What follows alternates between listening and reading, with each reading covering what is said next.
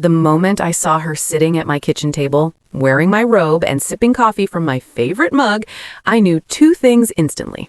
My marriage was over, and my best friend had just made the biggest mistake of her life. I didn't scream, I didn't cry, I didn't even let my hands shake, because while they thought they had just gotten away with the ultimate betrayal, what they didn't realize was that I had already seen the signs weeks ago. The late-night work calls, the sudden gym obsession, the way she stopped looking me in the eye. I had suspected something was off, but I never imagined it would be her, the woman who stood beside me at my wedding, who promised she was family, who called me her soul sister. But in that quiet moment, standing in my own home like a stranger, I made a decision that would change all of our lives forever. I wasn't going to fight them. I wasn't going to beg. I was going to do something much worse. I was going to ruin them both, legally, completely, and in a way they would never recover from. I used to believe I had the kind of life people quietly envied, a stable marriage, a beautiful home, and a best friend who felt more like a sister than anything else. My husband, Daniel, wasn't perfect, but he was dependable, or at least that's what I told myself for years. And Rachel, she had been in my life for over a decade. She knew my secrets, my fears, my dreams, everything. I trusted her so completely that I never questioned it when she started coming over more often, sometimes even when I wasn't home. Looking back now, the signs were painfully obvious, almost embarrassing. The way Daniel suddenly cared about his appearance, the way Rachel would go quiet whenever I walked into a room, the inside jokes I wasn't part of.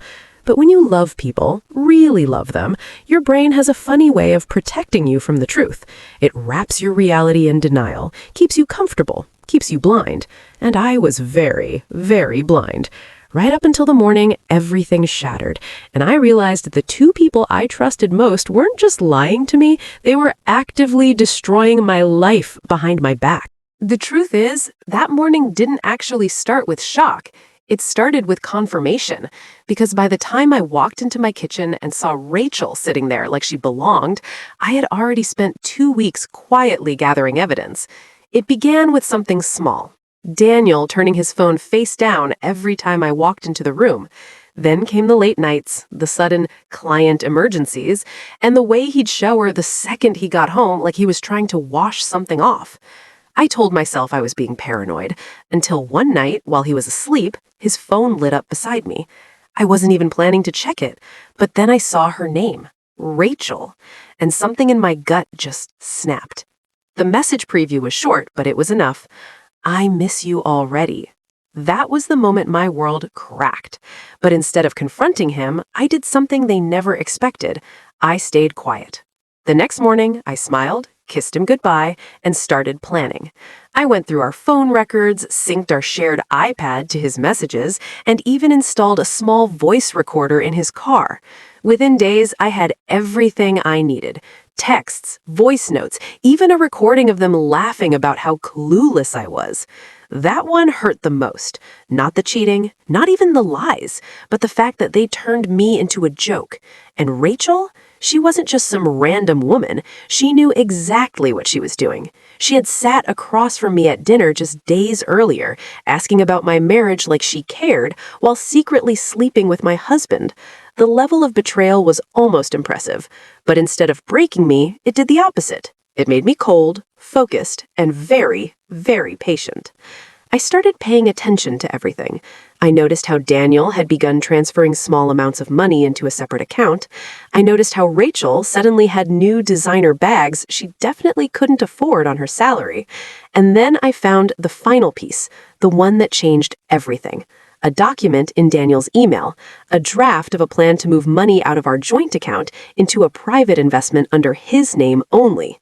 He wasn't just cheating on me, he was preparing to leave me with nothing. That's when I realized this wasn't just emotional betrayal, this was strategic, calculated. They weren't just sneaking around, they were building a future together using my life as the foundation. And in that moment, any part of me that still loved them died. I didn't cry. I didn't panic, I just adjusted my plan. Because if they wanted to play smart, I was going to play smarter. I contacted a lawyer the very next day, quietly, discreetly, and laid everything out. Every message, every recording, every financial move. And when he looked at me and said, "You have a very strong case," I knew exactly how this was going to end. They thought they were getting away with everything, but they had no idea I was already 3 steps ahead, building a case that wouldn't just expose them, it would legally destroy them. Once my lawyer confirmed how strong my case was, everything shifted from pain to precision. I stopped reacting emotionally and started thinking strategically, like every move I made had to serve a purpose. My lawyer explained that in situations like this, timing was everything.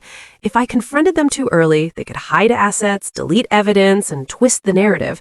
So instead, I played the role of the loving, oblivious wife better than I ever had before. I cooked dinner, laughed at Daniel's jokes, even invited Rachel over more often, which, looking back, was almost darkly satisfying. Watching her sit across from me, pretending to be my best friend while secretly unraveling my marriage, fueled me in a way I didn't expect. Meanwhile, behind the scenes, I was building something they couldn't escape. My lawyer helped me file quietly for divorce, but we held off on serving the papers. Instead, we focused on documenting everything: financial records, suspicious transfers, and any proof that Daniel was attempting to hide marital assets. It turned out he wasn't as careful as he thought. That private investment account, it was traceable. The money he'd been moving, clearly sourced from our joint funds. And Rachel, she made it even easier. She had started using gifts Daniel bought her: expensive jewelry, weekend trips, even a luxury spa membership, all paid for with money that legally belonged to both of us. My lawyer's exact words were, "This is going to hurt them more than you realize." But I wasn't done yet. If they were willing to humiliate me behind my back, I wanted the truth to come out in a way they couldn't control. So I started documenting their behavior in public settings too. Photos of them getting too close at gatherings, subtle recordings of their interactions when they thought no one was paying attention. I wasn't doing this for revenge anymore. I was building a narrative that would stand up in court and dismantle every lie they could possibly tell. The final step was financial. With my lawyer's guidance, I opened a separate account in my name only and slowly began securing what I legally could. I wasn't hiding anything. I was protecting myself. Every move was calculated, every decision backed by legal advice. And the more I uncovered, the worse it got. Daniel wasn't just planning to leave, he had already spoken to a realtor about selling the house behind my back, the house I had helped pay for, decorate, build a life in. And Rachel? She had been touring it with him. That was the moment I almost broke. Not because I still loved them, but because of the sheer audacity. They weren't just betraying me, they were rewriting my life as if I had never existed. But instead of falling apart, I leaned even harder into the plan, because now it wasn't just about justice, it was about making sure they lost everything they thought they were about to gain. And they still had no idea what was coming. Not when they laughed, not when they made plans, not even when they sat in my house thinking they had already won.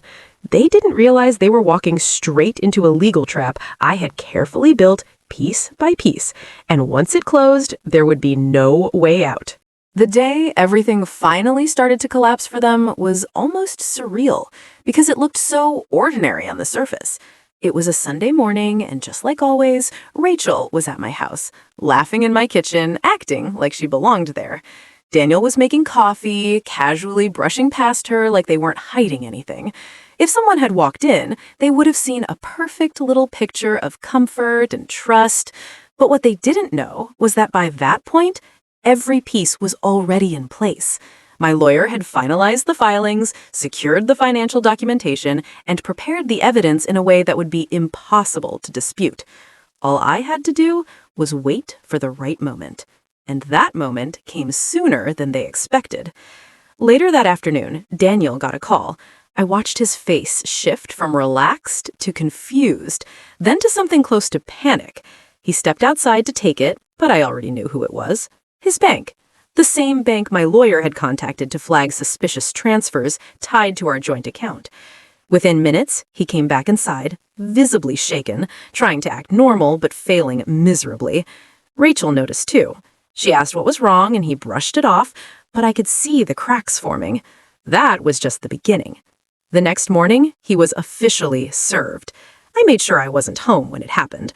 I wanted him to sit in that moment alone, reading through pages of legal language that detailed exactly what he had done. Adultery, financial misconduct, attempted concealment of marital assets. It was all there, backed by evidence he couldn't explain away. He called me immediately, of course, over and over again. I didn't answer, not until hours later, when I knew the panic had fully set in.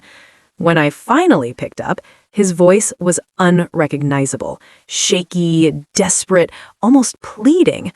"We need to talk," he said, like this was some kind of misunderstanding. And that's when I said it, calmly, clearly, without emotion. "There's nothing to talk about. You made your choices. Now you can deal with the consequences." He tried to deny it at first, then justify it, then somehow turn it back on me. But it didn't matter. I had everything, and he knew it. But Rachel? Rachel handled it even worse. She showed up at my house later that day, banging on the door like she had the right to demand anything from me. When I finally opened it, she looked completely unraveled. No confidence, no fake sweetness, just pure panic. She tried to say it wasn't what I thought, that Daniel had lied to her, that she never meant for any of this to happen. It was almost laughable. This woman, who had smiled in my face for months while sleeping with my husband, was now trying to play the victim. I didn't yell. I didn't argue. I just looked at her and said, "Save it for court." And the way her face dropped, that was the moment it hit her. This wasn't drama. This wasn't something they could talk their way out of. This was legal. This was real. And it was only going to get worse. Because what they still didn't fully understand was that everything they had built together, the money, the plans, the future, they were about to lose all of it. And there was absolutely nothing they could do to stop it. The weeks leading up to the court date were exactly as chaotic as I expected, but not for me. For them, it was a complete unraveling. Daniel went from confident and calculated to desperate and reckless almost overnight. He tried everything, calling, texting, even showing up at my workplace once, which only made things worse for him legally. His lawyer attempted to argue that the money transfers were misunderstood, that the relationship with Rachel was irrelevant to the financial dispute, but the evidence said otherwise. Every transaction was documented, every message time-stamped, every lie backed into a corner it couldn't escape from. And Rachel, she wasn't even prepared for what was coming, because once the legal process began, her involvement didn't stay hidden. The gifts, the trips, the financial benefits she received, they all became part of the case. She was subpoenaed, forced to testify, forced to sit there and explain under oath how she knowingly participated in a relationship that directly benefited from marital funds. Watching her in that courtroom, stripped of all the confidence she once had, was something I'll never forget. She couldn't maintain eye contact. Her voice shook. The same woman who once laughed about me behind my back now looked like she could barely hold herself together. But the real moment, the one that made everything worth it, was when the judge delivered the ruling. Daniel wasn't just ordered to pay a significant financial settlement, he lost the majority of the assets he had tried so hard to hide. The house? Awarded to me. The accounts he secretly built, exposed and divided in a way that left him with far less than he expected, and his credibility completely destroyed in the process. As for Rachel, while she wasn't married to me, the legal consequences still hit her hard. Her testimony, the financial links, and the public nature of the case followed her into her professional life. Word spread, opportunities disappeared. The life she thought she was building with Daniel started crumbling before it even had a chance to exist. And the irony? Once everything fell apart, they didn't even stay together. The pressure, the financial strain, the exposure, it was too much. The relationship that they risked everything for couldn't survive the reality of what it cost them. In the end, they didn't just lose me, they lost each other too. And me? I walked away with something far more valuable than any settlement. I walked away with control, with dignity, and with the quiet satisfaction of knowing I didn't let their betrayal destroy me. I turned it into the very thing that destroyed them. Looking back now, the craziest part isn't what they did, it's how convinced they were that they'd get away with it. They thought I was weak. They thought I'd break, cry, maybe beg for answers. But instead, I stayed silent, I stayed patient, and I made sure that when the truth came out, it would hit them in the worst possible way. Legally, publicly, and permanently. That's the thing about betrayal. People think it gives them power in the moment, but they never think about the consequences that come after. And when those consequences finally show up, they hit harder than anything they ever expected. Karma doesn't always come fast, but when it does, it doesn't miss. So if you've ever been underestimated, lied to, or betrayed, just remember, you don't always need revenge right away. Sometimes the smartest move is to wait, to plan, and to let people destroy themselves with their own actions. And trust me, when it happens, it's worth it. If you want more real stories like this, make sure you subscribe because on this channel, karma always finds its way back.